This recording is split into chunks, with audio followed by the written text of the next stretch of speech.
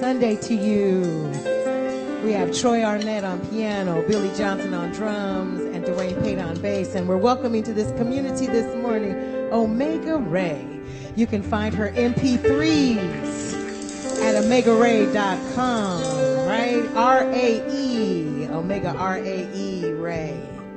Let's welcome her to our CSL community this morning.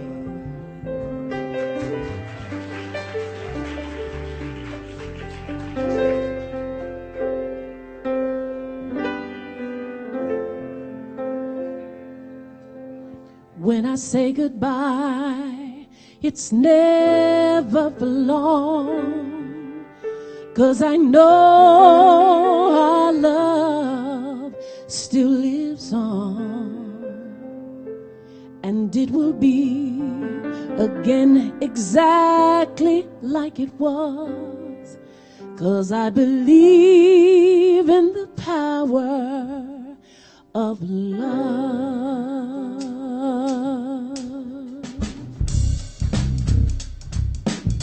Good morning, everybody.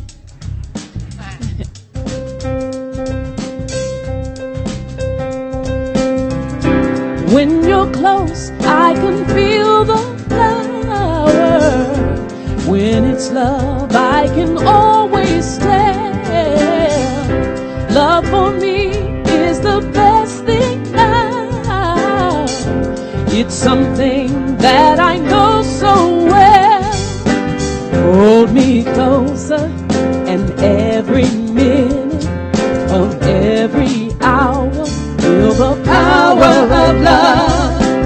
Hold me tighter and take me higher. Feel the fire of the power of love.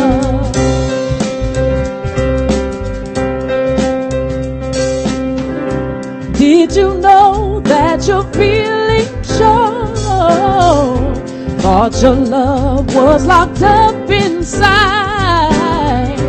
When your senses start to overload, love is something you should never hide. You've got to believe in love, a feeling that's next to none can stop until we are one. With the power of love, tell everyone to try. I promise you'll reach the sky. One thing that we can't deny is the power of love. Close your eyes and you will feel it coming straight from above. It's the power of love. You can't deny it, so don't even try it. Let the feeling sweep you off your feet. You've got to believe in love, a feeling that's next to none can stop until we are one. With the power of love, tell everyone you see how much the world could be for them and for you and me. With the power of love, yeah.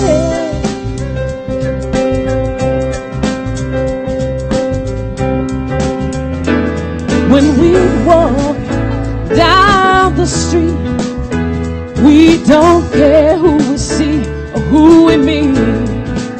No need to run, no need to hide, 'cause we've got something burning inside. Yeah, we've got love, love, oh power, power.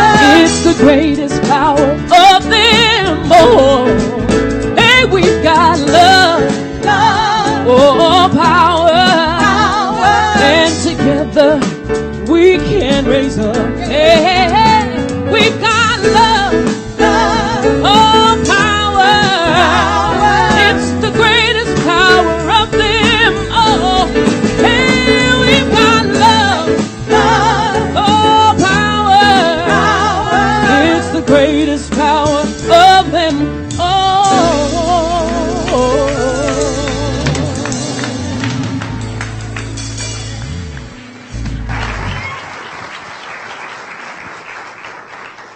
Good morning, San Jose CSL. Woo! Filled with the power of love. Awesome. It is so great to see all of you today. Welcome. And hello to our live streaming community. We are blessed to have you today with us as well. Welcome to the Center for Spiritual Living San Jose, where we are transforming lives, building dreams, and revealing love, where all that we ask is that you be open to the possibility of changing your entire life by changing your mind. Welcome home. My name is TJ Paganini, and I am a very grateful member of this awesome spiritual community. If this is your first time here with us at the center, we welcome you. And I'd like to tell you a few ways where you can get plugged in with us here at the center. You can do so via online on our website. You can call us. Phone numbers are located in your bulletin. And we also have welcome packets available for you in Fellowship Hall at the concierge table after service. And if you're a little bit shy like me, we will also have them available in the foyer if you choose to sneak out the front doors after service. For our live streamers, I'd like to introduce you to today's host, the lovely Linda Lundry. And at this time is one of my most favorite parts of Sunday morning, where we get to connect with each other, turn to your neighbors, and greet each other and say good morning.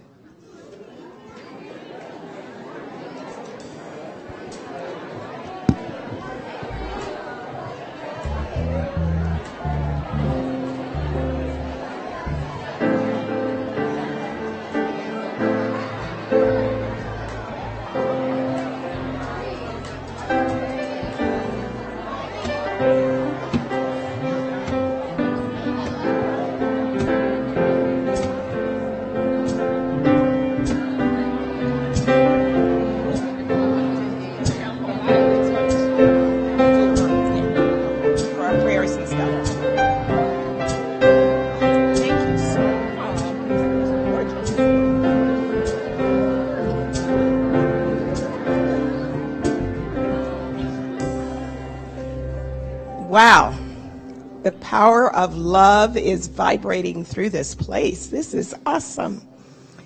My name is BJ King. I'm practitioner emeritus, and this is my favorite part of the service. Well, sort of, but my most favorite part. It's where we come together and be sacred. So what we're going to do is we're going to have a chant that's going to be followed by 2 minutes of silence. We will pray together, and then we will read the affirmation together. And I invite our live streamers to please join us.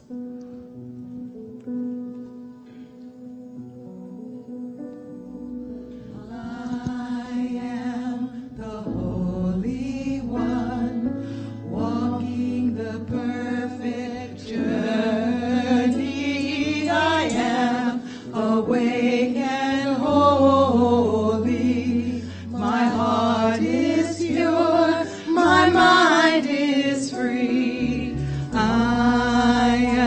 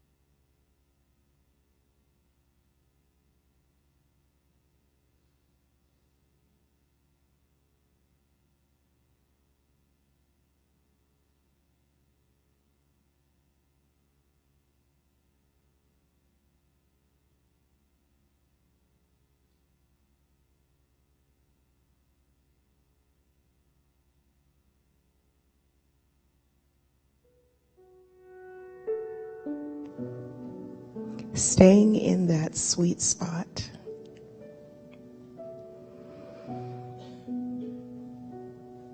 Where I know there is only one life. That life is my beloved. It's the light, the love, the joy, God. We are one with all of that. And as we take a few moments to go into the throne room of our heart and stoke the fire and sit in the glow of God's love, where we listen to that still small voice.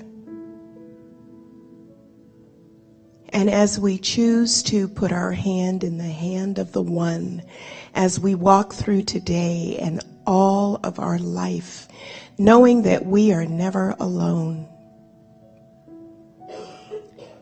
that we can easily release and let go of anything that no longer serves us in a positive way, because Spirit already knows what it is, and all we get to do is just listen. And then we move into gratitude for everything that we can see and touch and taste and walk and take care of ourselves, that we are alive, awake, and aware, that all is well in our life. I am so grateful for this awareness. Whatever needs to be healed is healed. Whatever needs to be taken care of is being taken care of right now, and all we do is sit in that throne room and listen. So I just say thank you, Holy Spirit, for being with me all the time. And I can release these words because I know God's got it. And I have nothing to worry about. And so it is. So let's say our affirmation together. I accept complete happiness, abundant health, and increasing prosperity. I have confidence in myself because I have confidence in God. I am sure of myself because I am sure of God.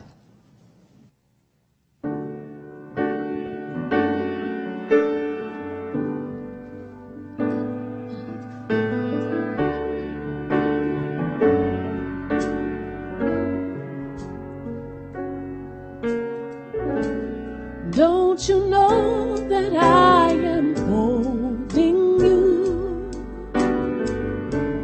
There I am inside each breath you take, and my arms are everywhere you are.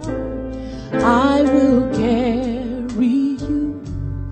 I will stand this test of time for you. Feel me loving you. I am the rock, I am the place of salvation. I am your strength, I am the hand that you hold on to. I am the voice that is always saying, I will give you rest. I will give you rest.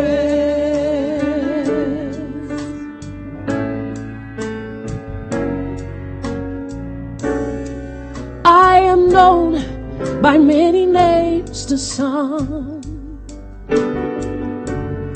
but what is real is that I'm only one, and my arms are everywhere you go. I have carried you, yeah, I have stood this test of time for you. Feel me loving you. I am the rock, I am the place of salvation. I am your strength, I am the hand that you hold on to. I am the voice that is always saying, I will give you rest.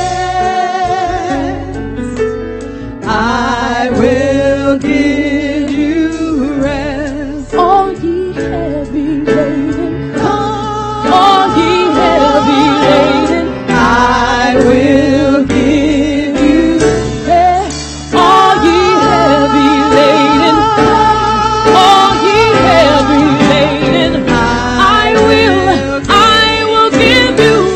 Come, all ye heavy laden, come, all ye heavy laden, I will give you rest. All ye heavy laden, all ye heavy laden, I will give you rest.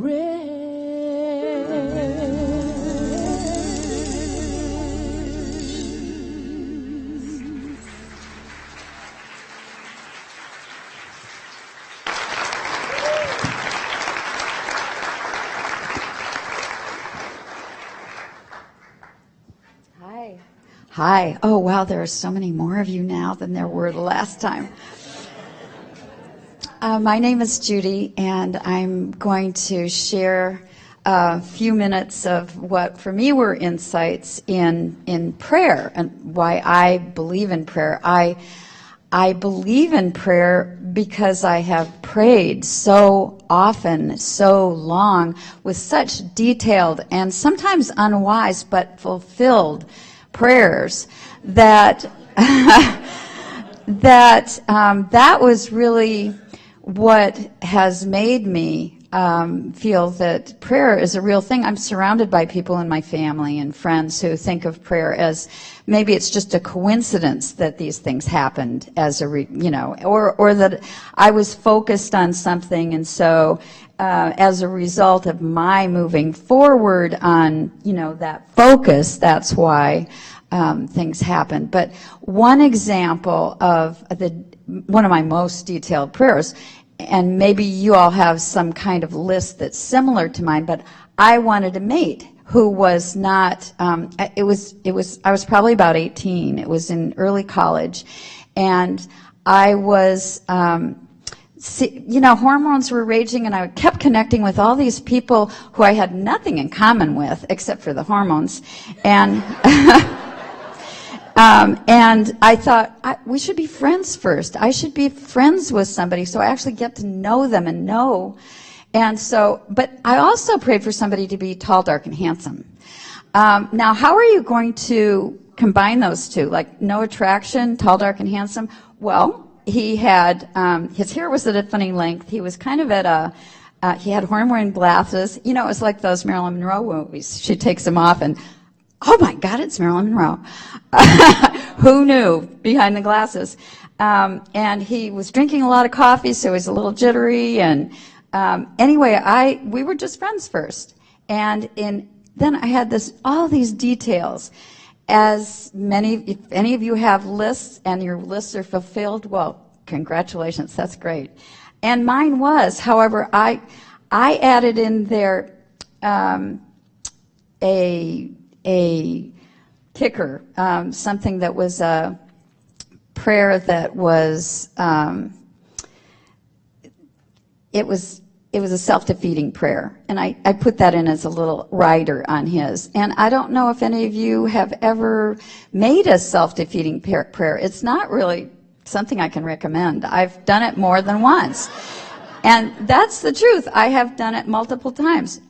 You'd think once would be enough, and they came true. So, and catch me afterward. I can tell you in detail that but my husband fulfilled every single one of these, including that self-defeating one. But it wouldn't be fair to him for me to share that. So I will just tell you that one of my other self-defeating prayers. So at a certain point I thought, well, okay, things have come too easily to me. I think they should be a little harder. And I prayed. It's true. And I prayed for things to get harder. And then things got harder. And I thought, oh my gosh, I don't want this to be harder or that. That's not what I meant at all. And one of the things that got harder was trying to start a family. And that wasn't on my list at all. That wasn't one of the things it was just little things. Anyway, so that became quite a challenge for us. And, with women, they focus on the women because probably 90% of the issues with fertility are with the women. So I was poked and prodded and exploratory surgery, hormones.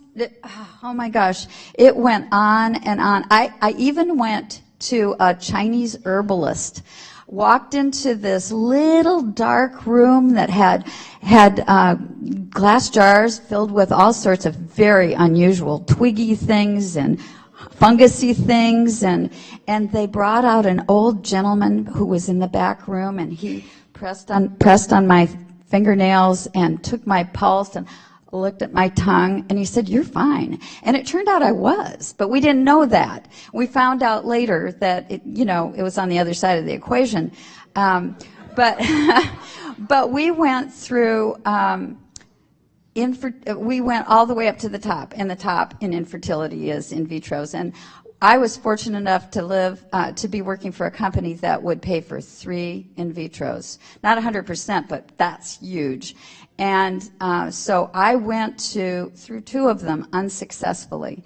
And just before we were about to do the 3rd, my boss at work said, "I know a young woman who is pregnant, and she's planning to give up her baby. She has another couple who she's thinking would be a good fit, but she'd like to meet you if you'd be interested." So we flew up to Seattle and met her, and I talked to her week after week, and we kept connected. We got along well. And week after week went by, and finally on her due date, I called and said, "Seems like we should know what you've decided, And she said, "Well, I've decided to go with the other folks. I'm so sorry. It was great to meet you." And, of course, that felt kind of crushing, but we had decided we'd be going through with the 3rd in vitro anyway. And on that 3rd try, 9 months later, we had our twins. So that yeah, they're sweeties. They're big sweeties now. Anyway, with my husband, we did that self-defeating thing did eventually pull us apart, but in the same house. And I finally decided to pray again. And gosh, I forgot to tell you the most important thing. Just a second.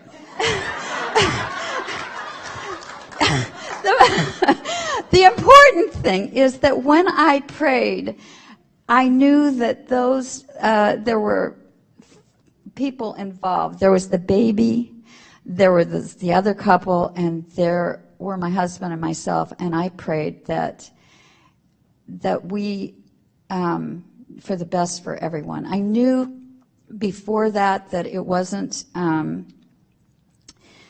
I had all kinds of prayers that were self-centered and selfish or, silly.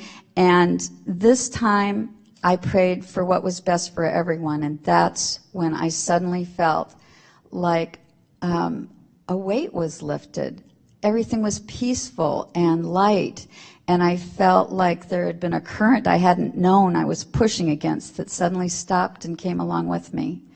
And that happened again when I prayed with my husband. My friend said, "What is it that you'd really like?" I said, I want everybody to be happy. I don't want to tear our family apart. I want my kids to be happy and him to be happy.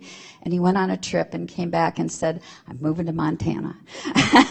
So that worked out perfectly. That self-defeating prayer had taken us apart, but praying for the best for everyone has worked out really well in my life. So I do recommend that. Thank you.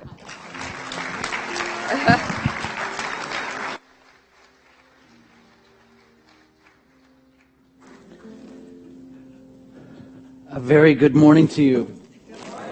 That's Judy Dugan, and I tell you, I could listen to Judy all day long, couldn't you?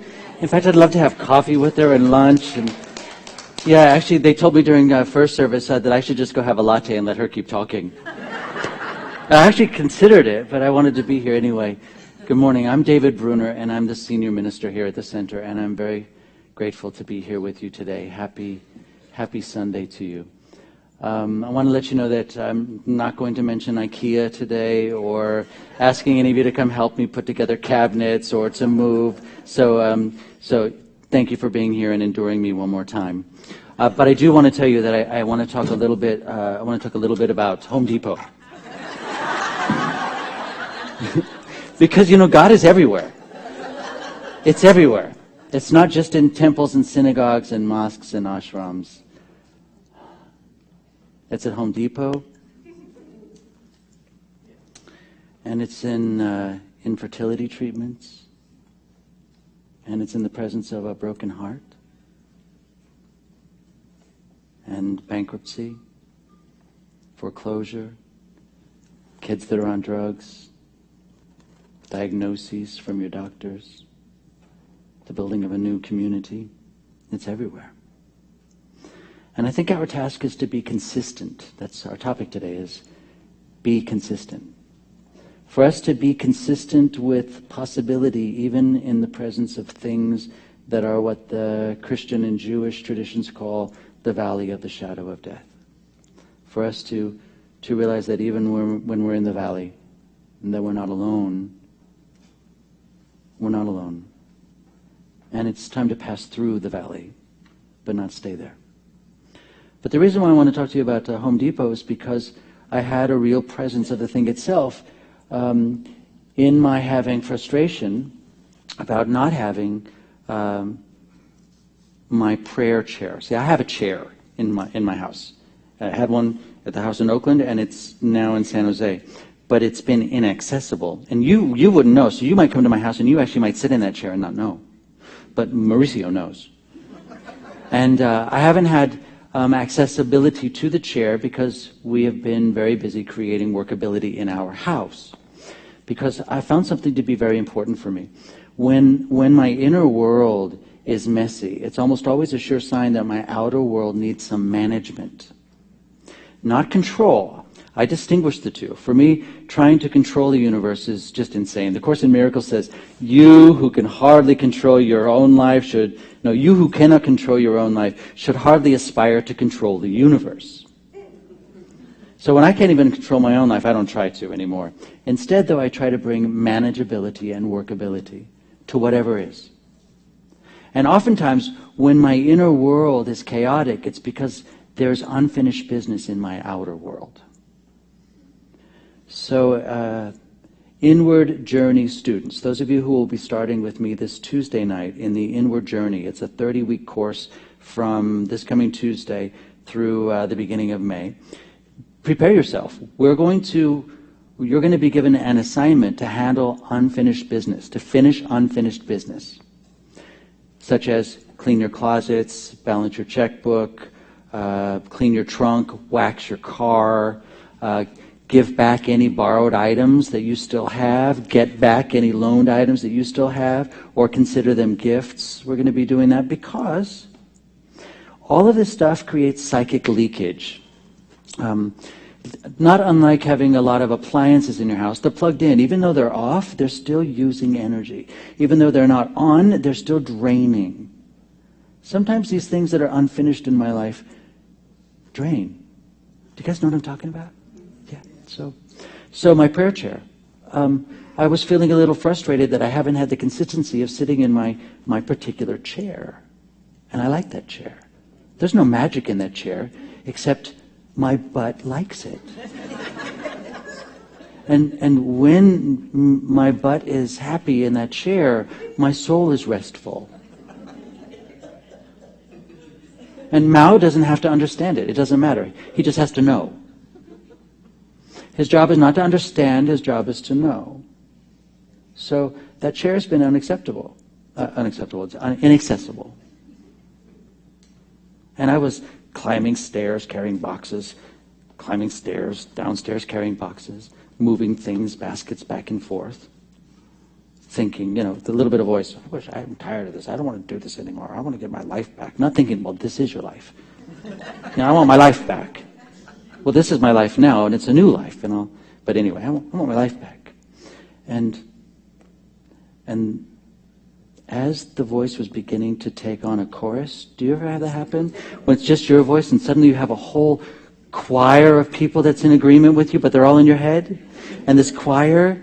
Oh, by the way, Yoli and Sandra De La Torre and Yoli, don't leave without meeting each other, by the way. She's been looking for you, Sandra. Sorry, I'm acting as a dating guy, too. Side job. This voice... my voice in the chorus, actually, we should just stop and slow down just a little bit. Slow down, and then I see this bucket at the top of my stair, but I saw the backside of it, and it said, "Let's do this." And I went, message from God. See, we sometimes think, we've been trained or acclimated to think that the voice of the thing itself, whether you call it God or life or the universe, or the Holy One, that it has a voice, even if you think it doesn't, that it isn't male or female, or it isn't man or woman, but both. There's still some part of us that expects it to sound like Charlton Heston, or in my fantasy world, she sounds like Mae West. But it shows up on bus waiting benches. It shows up in bumper stickers and on radio ads and in emails that we get or in buckets from Home Depot. The message is a possibility. And they're benign, by the way, but there's something in us that recognizes right away. And what I'm looking for is affirmation that I need to keep doing this because I'm creating harmony in my outer world so that my inner world can be peaceful as possible. And just when I'm about to quit, God comes to the rescue with, let's do this. Let's do this. So I've been walking around the house like this, like, all right, now what's next? Let's do this. It's really pathetic. So let me move on. So our topic today is be consistent, and it comes from a lesson in our book of the year, which is called A New Design for Living. And the lesson is very simple. Hi, Susan. The lesson is basically, have your ideas and your actions be consistent with each other. Have your thoughts and your actions be consistent with each other. Have your words and your community be consistent with one another. Have your life, your outer world, and your inner world be consistent. Because true spiritual mastery occurs with consistency. The lesson that we learn in our book of the year, and I'm going to help you with it, so if you haven't read it, you don't need to. Go to the next one. Here's this one. This one is a man is praying and having his practitioner or his prayer partner pray for him to have great business success. So they are praying and chanting and lighting incense and smudging or whatever they did in the 50s that we do now. They were casting spells and speaking to the angels or talking to Abraham. And he knew that his business would prosper. He knew. And he knew that he was going to succeed and make an impact in his world. And he knew, because he was with his prayer partner, that nothing would get in the way. Except he forgot that he gets in the way himself.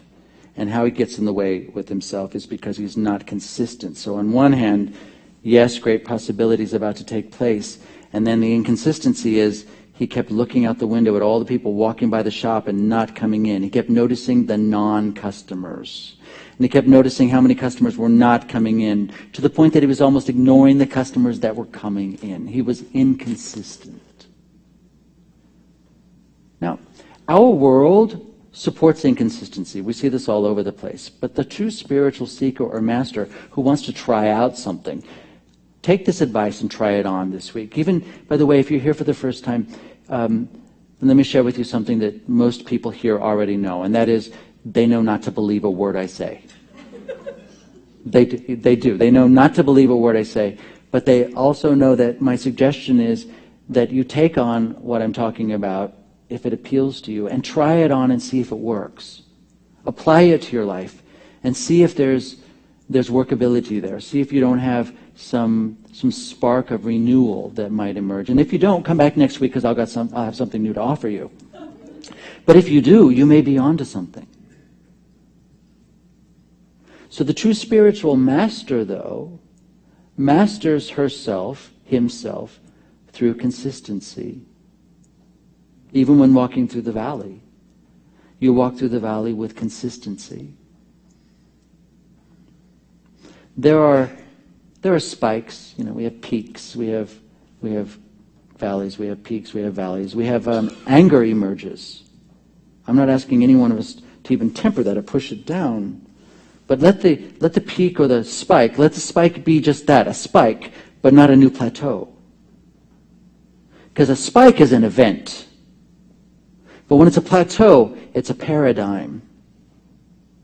If you're having a bad day, that's an event. But if the bad day is really the same as last night and last week and last month and last year and last decade, that's not a bad period, that's a paradigm.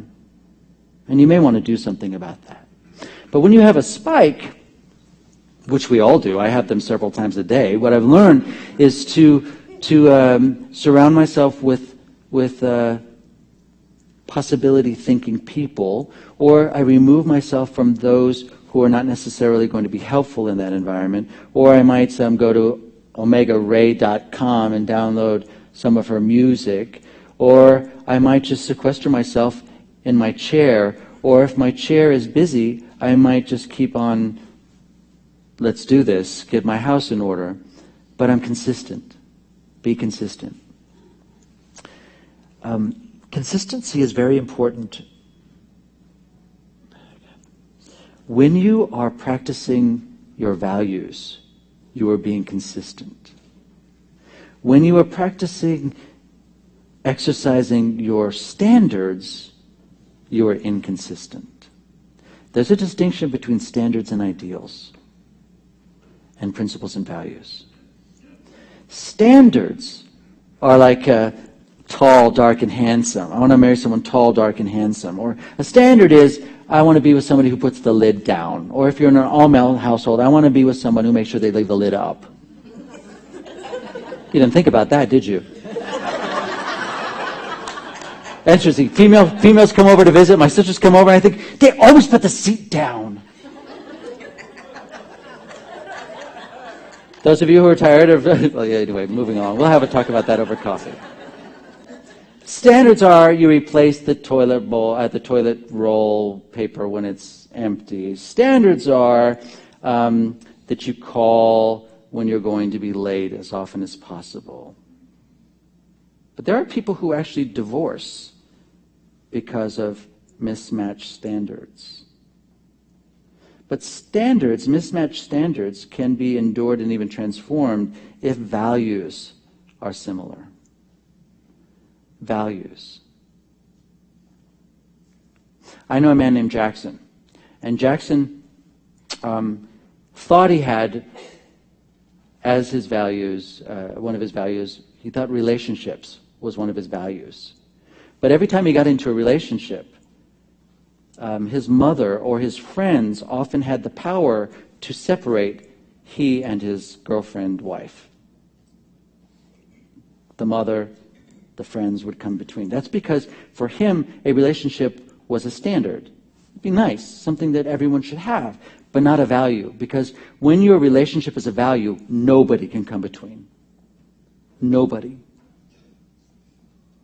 So I'm thinking it's important sometimes to just pause for a minute and explore, well, what are my values? Especially if you're faced with unworkability. What are your values? And values are non-negotiable. Standards you can negotiate. Standards you can bargain. Values are non-negotiable.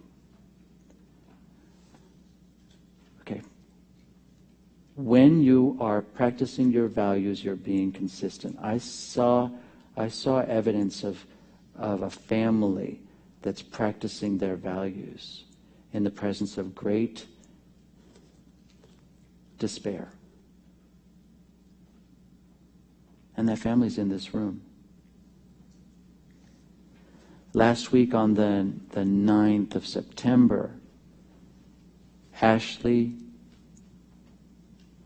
and her sister Lulu, and Ashley's husband Kyle, and maybe even Lulu's husband, got on a plane headed for Italy. Because let me back up just a little bit.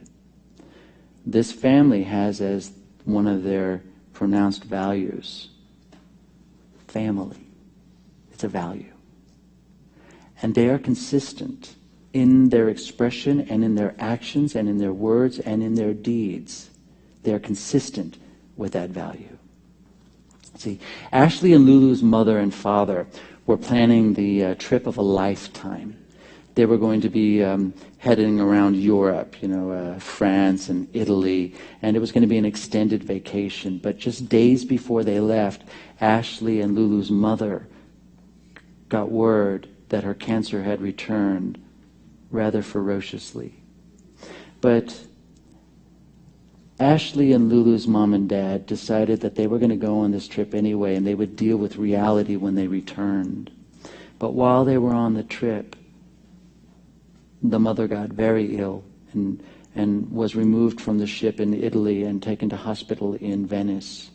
And while there, her American and Italian doctors believed her too ill to be even medically transported back here to San Jose. So instead, the family got a call. You need to come.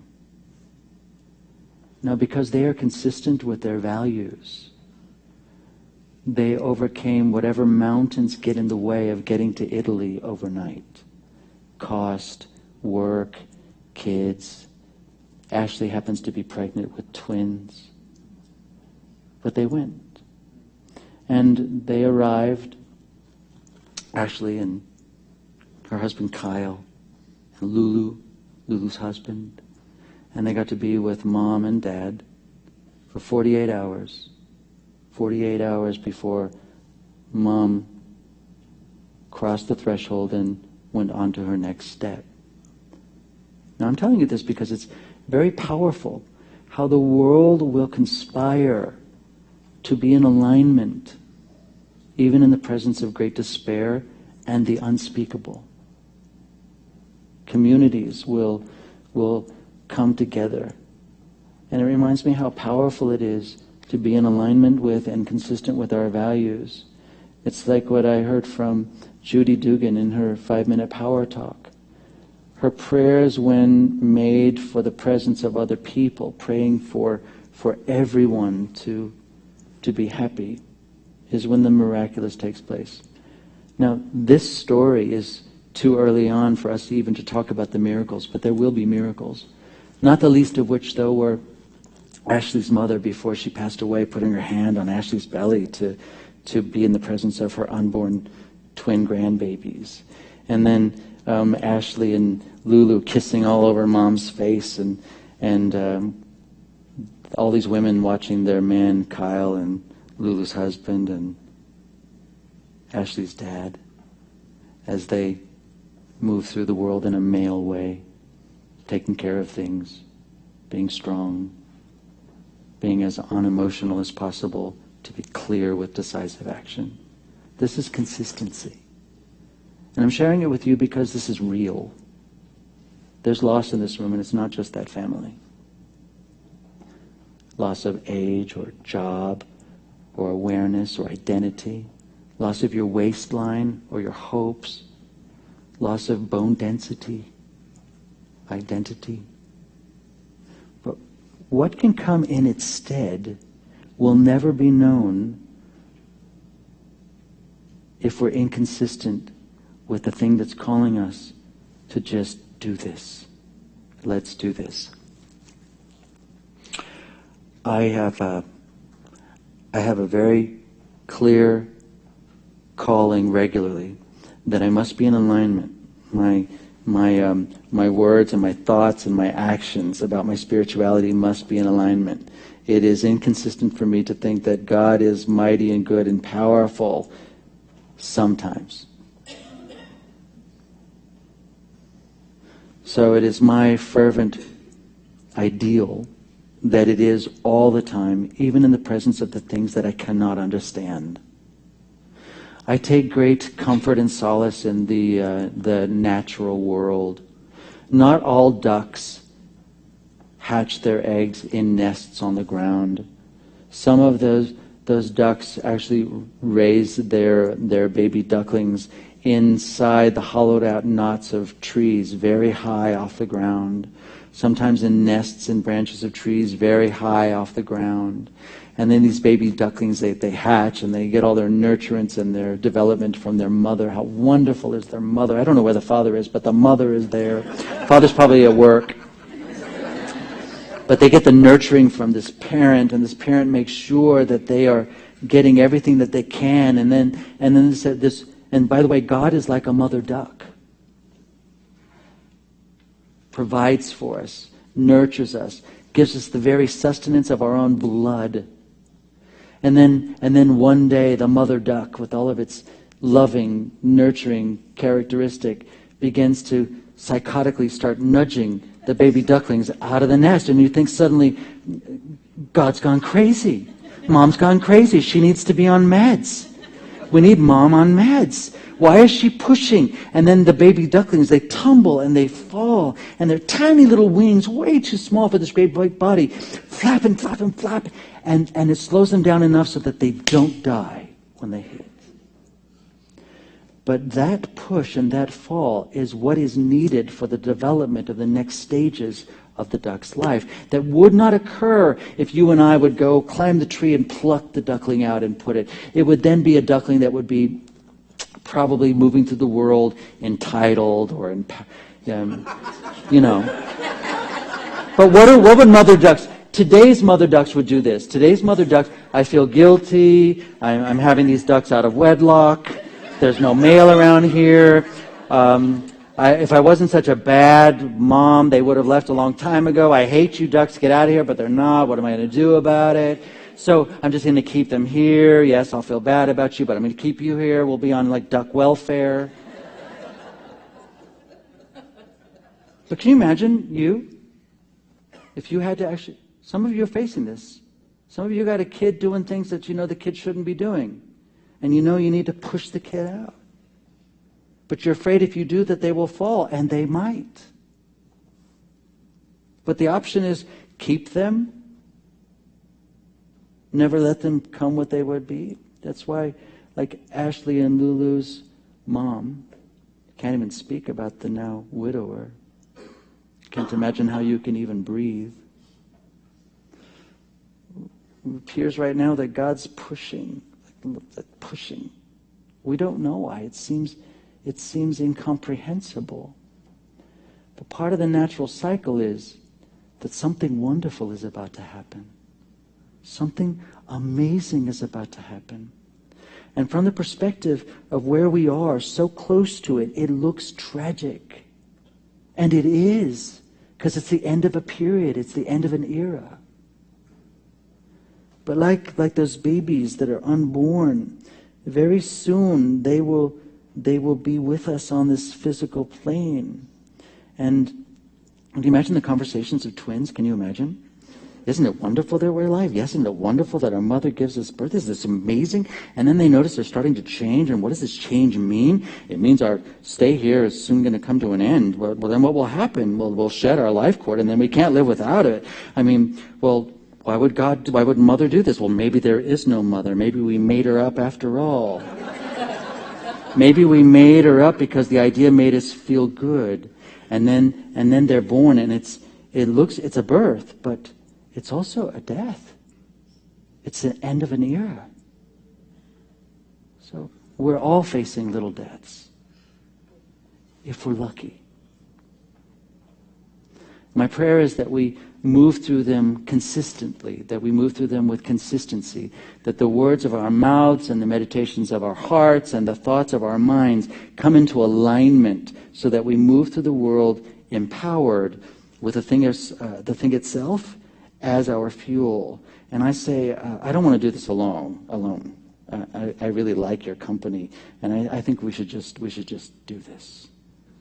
And I'm asking you to join me as we turn our attention inward and reflect. But before we do you know that Thursday, 9/11, at 5:46 in the morning Pacific time, which was 8:46 in the morning Eastern Standard Time, the Valley Transit Authority, VTA, at 5:46 a.m., stopped every train and every bus, wherever they were.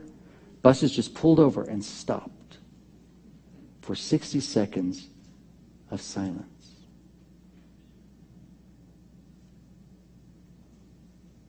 Now, some in our culture I know say it's time for us to move on, to leave the scene of the crime, 9/11. It's time to move on.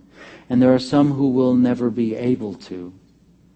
And I don't have an opinion either way, except I'm really grateful that I live in a community in which our transit authority takes a moment to realize the value of pausing and stopping and slowing down.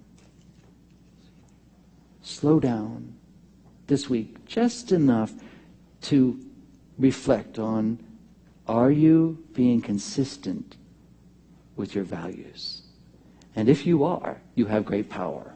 So let's pray together. Troy, will you help me out? Michelle, will you and the team come help us out?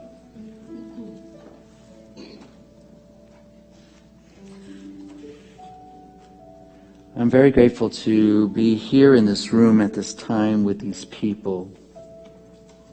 And I'm deeply grateful to be speaking my word, because I know that my word is my prayer. And the purpose of this prayer is to not coerce God to give me something or to alter the universe.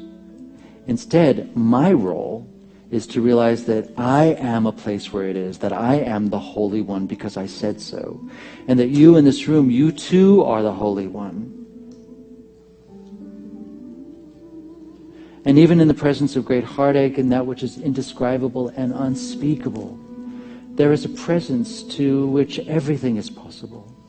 And the only thing that we can do in great heartache is to open ourselves up to the goodness of the thing itself that shows up perhaps in community or neighbors with covered dishes or someone sitting next to me singing and taking a stand. And I'm going to ask each person in this room, if you feel called, to join us as Michelle leads us in song as we move through this world in a new sense of harmony. If the slide people can back up a couple of slides and find the words for that song so that we can sing together, that would be very helpful. I am the Holy One, walking the perfect journey. I am awake and holy. My heart is pure, my mind is free. I am the Holy One, walking the perfect journey. I am awake and holy. My heart is pure, my mind is free.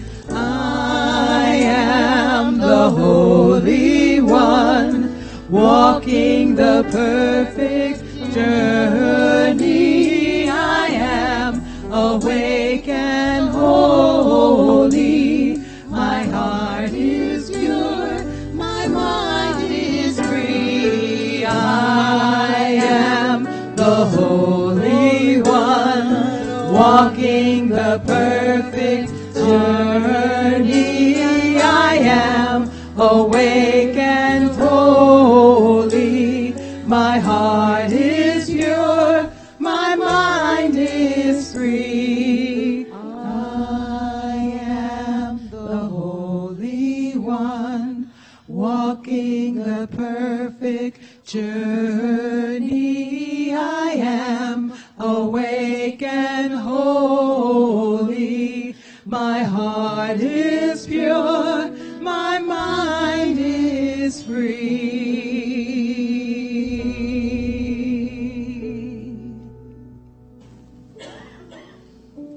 It's my understanding that one of the last things that Lulu and Ashley's mother said before she crossed over was, have fun. So before I call the ushers up to help us with the sharing of our gifts and tithes and offerings, I wanted to share with you something briefly that I learned this week. Anybody ever hear of a man named John D. Rockefeller? Yes. Well, apparently one time he was one of the world's richest men, and he was 55 years old, and he was dying of a blood disease and of some intestinal trauma that was incurable and inoperable. And so John D. Rockefeller, who could afford to eat anything that he wanted, was not able to because he couldn't digest it. So he was living on crackers and milk only. Now, because he knew that he was dying and he knew that he had a lot of money, he didn't know what he would do with it. So he decided to start giving some of it away. And so he started out by giving away thousands, and then ultimately he started giving away millions of dollars. And what he found within 12 months, that he was no longer sick, and it was no longer recordable that he had any illness whatsoever. And he lived for another 35 years. Now, folks asked him, why is that? Because of some prayer? He said, no, it's because I started living generously and giving things away. So this is an opportunity. I don't think any of us in this room are as rich as John D. Rockefeller.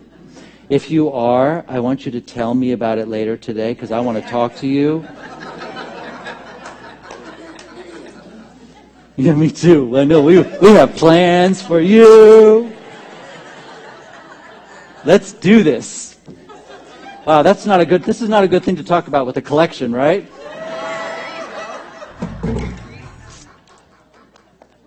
But each of us has whatever we have, and I'm asking you to give as generously as you can. And at the same time, give generously to the spirit of families who right now actually need your compassion and your attention and your love, and maybe even just your silent being near them. So ushers, come forward, please, and help us out. Please join me as we say our giving affirmation together. And I want to let you know, by the way, that Omega Ray doesn't have CDs available with her, but she does have downloads available on her website, and that is Omega Ray, R-A-E, OmegaRay.com. Please say our giving affirmation with me. I love to share my love, and I love to receive the love shared with me. I receive the good that is intended for me with ease and grace. My love touches everyone and everything. Come on and put your hands together. Yeah.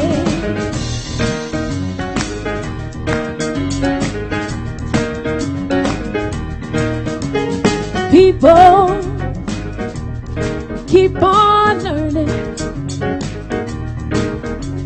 Soldiers keep on warring.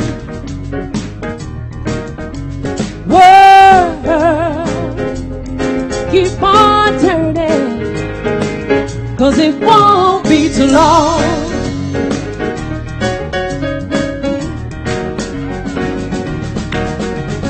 Power, keep on lying, while your people keep on dying.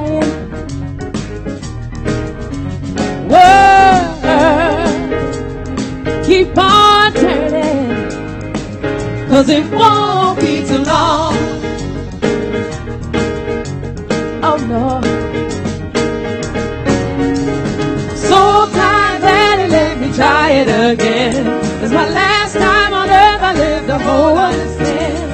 I'm so glad that I know more than I know then. Gonna keep on trying till I reach the highest ground.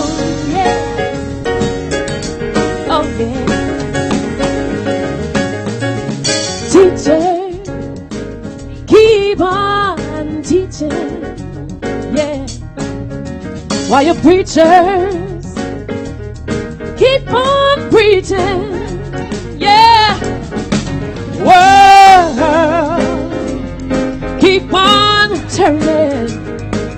'cause it won't be too long. Oh no. Lovers, keep on loving. Believers, keep on believing. Sleeper, yeah, just stop sleeping. Hey, 'cause it won't be too long. Oh no. So glad he let me try it again. It's my last time on earth. I lived the whole world to sin. I'm so glad that I know more than I know then. Gonna keep on trying till I reach my highest ground. Yeah, till I reach my highest ground. No one's gonna bring me down. Yeah, till I reach my highest ground. Till I reach. No one's gonna bring me down. No one's gonna bring me down. No, yeah. Hey, till I reach my highest ground. No one's gonna bring me down.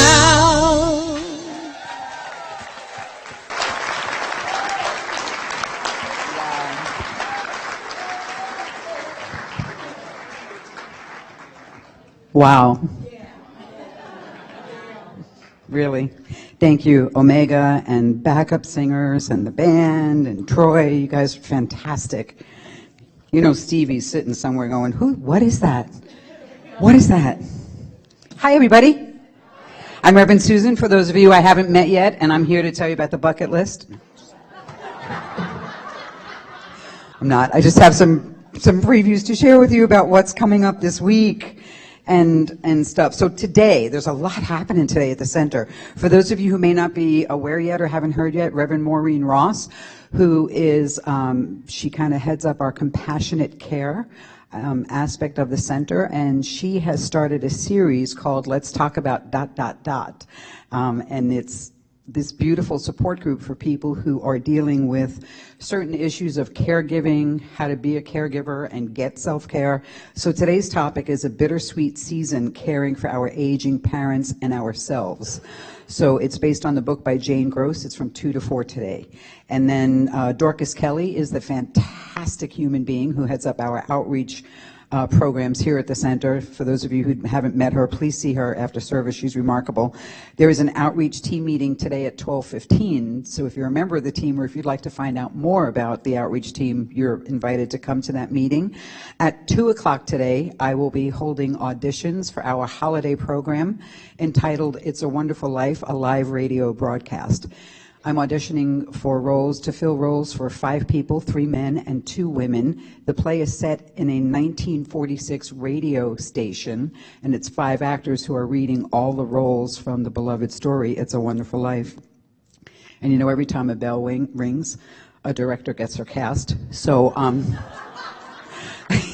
so please show up at 2 o'clock today. It says 2 to 6. I promise you will not be here till 6 because it's not my intention to be here till 6. But that's just in case people wanted to go have brunch and then come back. If you get here after 2, that's fine. I'll still be here. And you don't have to bring anything or prepare anything except your calendar. Please bring your calendar. And then tonight at 7:15, Denny Reddy is going to resume our beautiful book study group from the course, from Conversations with God, not A Course in Miracles, Conversations with God. That's at 7:15 tonight. And then during the week on Wednesdays, you know, Dr. David is hosting satsang. And it's a beautiful opportunity for us to come together from 6:30 to 7:30. It's a Sanskrit word meaning enlightened community, sitting in enlightened community. So from 6:30 to 7, we all sit in the silence together. It's beautiful. It's holy. At 7 o'clock, we have some decaf herbal chai tea and just chat. It's fantastic. And then on Wednesday, so there's 2 outreach projects this month. There's kind of an outreach project in the outreach project. What we're doing for the month of September, what month is this? September. We are helping to feed people, literally feed people. So we're combating hunger right here in our community, and there is a shopping list that you can pick up from any of the outreach team for non-perishable items that we're collecting for Second Harvest Food Bank. The barrels have arrived, and we want to see them filled.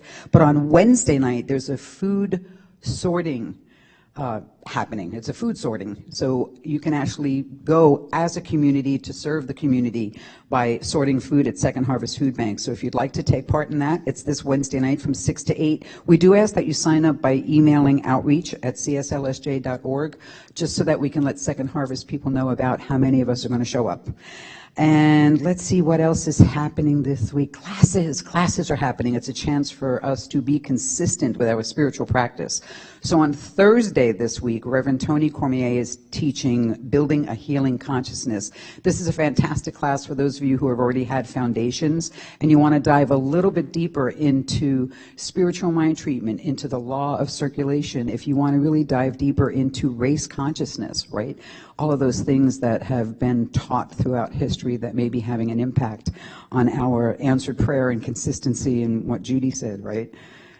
Prayer that works for everything. That's on Thursday nights. And then Dr. David's Inward Journey class is starting on Tuesday night. There are some definite prerequisites for that one, so please talk to Reverend Doris if you think you have met the prerequisites for that class. And then I'll be teaching Foundations on Mondays. That is the entry-level class for all other classes. We dive into the 10 core concepts of Science of Mind, what we teach, what we believe, different spiritual practices that you get to try on for 10 weeks to see what works for you. If you've taken that class before and you'd like to take it again, you can audit it for either little or no fee. And then if you can't decide what to do at all, Reverend Megan is teaching Power of Decision. This is an awesome class. It's actually based on the book by the same name by one of our denomination's elders. His name was Raymond Charles Barker, and he was brilliant, and we explore his step-by-step plan for overcoming indecision. The last time we offered that class, on all of the evaluations, almost all of them, people said, I wish more people would have been in this class because my life has truly changed. So if you're looking for more transformation, that's another great class. I think that covers it. Please read your bulletin because there's more in there. You can see the concierge if you have any questions, and if there's something in your life for which you would like to experience a transformation through prayer, you can have a seat in our chapel area after service, and our practitioners would be more than happy to pray with you. It's our gift. Have a great week, everybody. Come audition. Would you all please stand and take the hand of the person on your right and on your left?